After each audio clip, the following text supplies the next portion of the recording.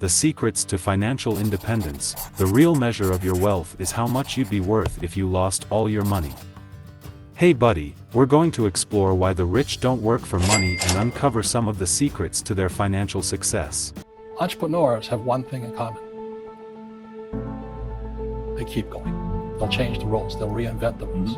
You know, they don't just take one answer. You know what I mean? It's just a mindset. You know, it's, if you mess with me, I'll find a way around it. But before we get started, don't forget to hit that subscribe button and ring the notification bell so you never miss our content on personal finance, investing, and achieving financial freedom. Let's jump right in. So, why don't the rich work for money in the same way most people do? Well, it all boils down to their mindset and approach to wealth creation. So in financial terms, it's called our debt to GDP has now gone from 60 to 90 to 105, it's going to 120. We're bankrupt. And they're going to print more and more money, which means savers are losers, just as I predicted. Your money's going to be worthless in a few years. This is metamorphosis time. Financial education, in Rich Dad's terms, is really financial transformation. 1. Assets versus liabilities. The first key concept is understanding the difference between assets and liabilities.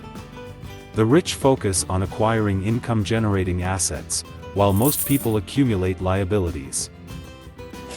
An asset puts money in your pocket, like rental properties, dividend-paying stocks, or a successful business. Liabilities, on the other hand, take money out of your pocket, such as car loans, credit card debt, or excessive lifestyle expenses. Financial freedom is available to those who learn about it and work for it.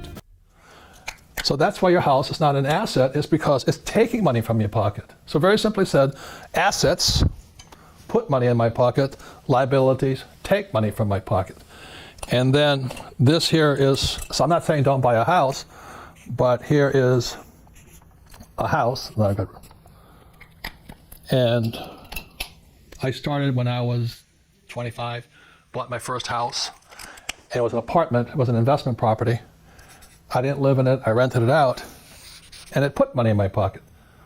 So very simple, the definition of asset and liability is not the house or this, it's cash flow. Where is the cash flowing? 2. Passive income. Another crucial point is passive income. The rich prioritize building income streams that don't require their constant time and effort. Passive income can come from investments, royalties, or even income-generating websites. It allows them to earn money while they sleep, which is a stark contrast to the typical 9-to-5 job. The goal isn't more money, the goal is living life on your terms. And because I'm an entrepreneur as well as an investor in real estate, I pay zero tax. So every time I make, let's say, $1 million as an entrepreneur, I immediately invested in real estate. I have a 4-to-1 step up. So I put $1 million in real estate, I get $4 million from the bank. That's why I love banks. But the banks are screwing everybody else, terrible. Because when you print, savers get creamed and people who work for them get creamed. When they print, debtors get rich. You see, debt and taxes make the rich richer. And debt and taxes make the poor middle class poorer. 3. Entrepreneurship. Many wealthy individuals are entrepreneurs or business owners. They understand the power of creating and scaling businesses to generate wealth. By creating value for others through products or services, they're not only working for money but also leveraging their time and efforts to build something bigger than themselves. It's not about how much money you make, it's about how much money you keep. You know, the average person will fall down and say, oh, I'm going to take some Prozac. Or somebody has some mistakes, all the mistakes don't matter. Well, mistakes matter. It means you didn't know something.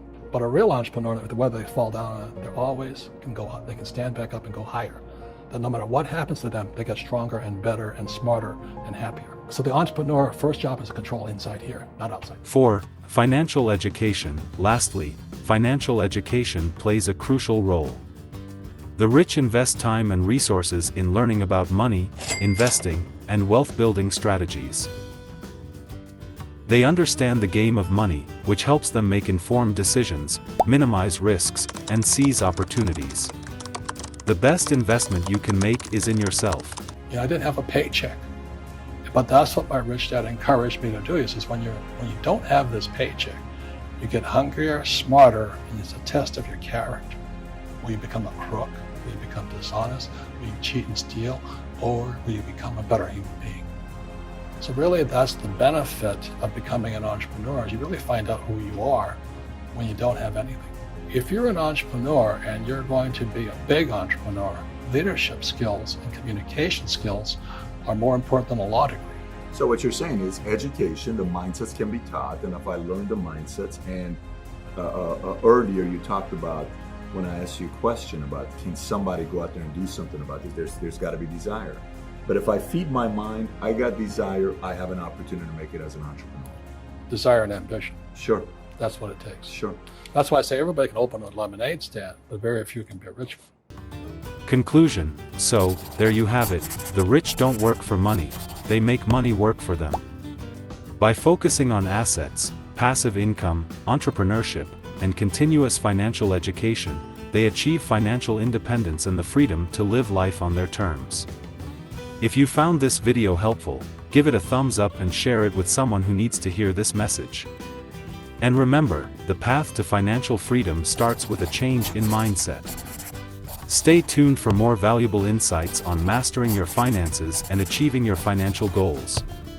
Until next time, take care and make your money work for you.